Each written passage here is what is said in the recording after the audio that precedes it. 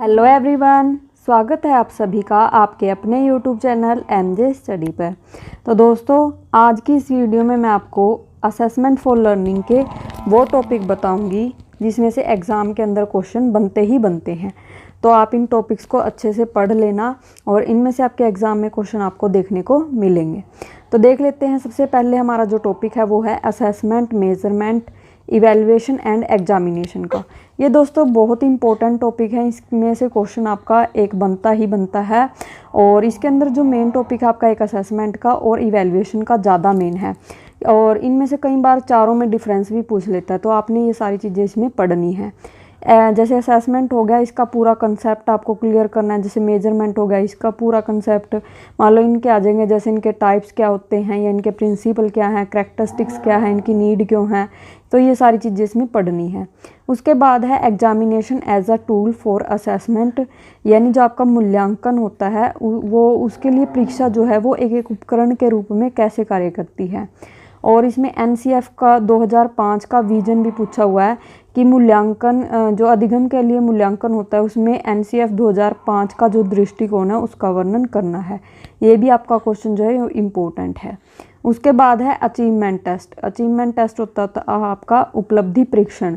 इसकी जैसे स्टेप्स क्या आएंगे, प्रिंसिपल, इसकी प्लानिंग, प्रिपरेशन, इम्पोर्टेंस, ये सारी चीज़ें आपने इसके अंदर पढ़नी है। नेक्स्ट टॉपिक है हमारा टूल्स ऑफ इवैल्यूएशन, यानी मूल्यांकन के जो उपकरण होते हैं। इसमें मेन कौन से आएंगे आपके, एक तो हो गया ऑब्जर्वेशन, यानी इनकी पूरी डिटेल पढ़नी है। मान लो क्या है, कई बार क्या होता है कि ऑब्जर्वेशन के ऊपर ये एक क्वेश्चन पूरा इसके ऊपर डाल देता है, या फिर इंटरव्यू आ जाएगा या क्यूमुलेटिव रिकॉर्ड आ जाएगा। यानी ऑब्जर्वेशन आपका अवलोकन, साक्षात्कार और संचयी रिकॉर्ड, ये टॉपिक आपने बहुत अच्छे से यहाँ पर पढ़ने हैं। उसके बाद है फॉर्मेटिव एंड सम्मेटिव इवैल्यूएशन, यानी निर्माणात्मक और संकलनात्मक मूल्यांकन, ये भी आपका इम्पोर्टेंट बन जाता है। उसके बाद है semester system, grading system and credit system. दोस्तों, मैंने ये टॉपिक के नाम लिखे हुए हैं, आपने इन चीज़ों को बिल्कुल डिटेल में जाकर अच्छे से कवर करना है, क्योंकि क्वेश्चन आपका किसी भी तरह से घुमा फिरा के दे सकता है और अगर आप इसको अच्छे से पढ़ोगे तो आपका क्वेश्चन भी जो है अच्छे से अटैम्प्ट हो जाएगा। तो ये भी आपका जो टॉपिक था सेमेस्टर वाला, ग्रेडिंग का और क्रेडिट सिस्टम का, ये भी आपने अच्छे से पढ़ना है।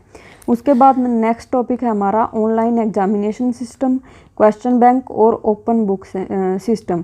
दोस्तों, इसमें जो ओपन बुक सिस्टम है और क्वेश्चन बैंक है, इनके अंदर से एग्ज़ाम में हर बार क्वेश्चन आपको देखने को मिल सकते हैं, क्योंकि पहले भी ये आए हुए हैं और अब भी आपके क्वेश्चन ही इसमें से आ सकते हैं। तो ये भी आपने अच्छे से पढ़ लेना है। उसके बाद है diagnostic and remedial teaching for qualitative assessment, यानी आपका जो नैदानिक और उपचारात्मक मूल्यांकन है उसके बारे में भी आपने डिटेल में पढ़ना है। इसके ऊपर भी आपका एक क्वेश्चन बन सकता है। उसके बाद है आपका कोरिलेशन का स्पीयरमैन रैंक डिफरेंस मेथड। दोस्तों, ये जो पार्ट है आपका कोरिलेशन वाला, ये आपका स्टैटिक्स का पार्ट है।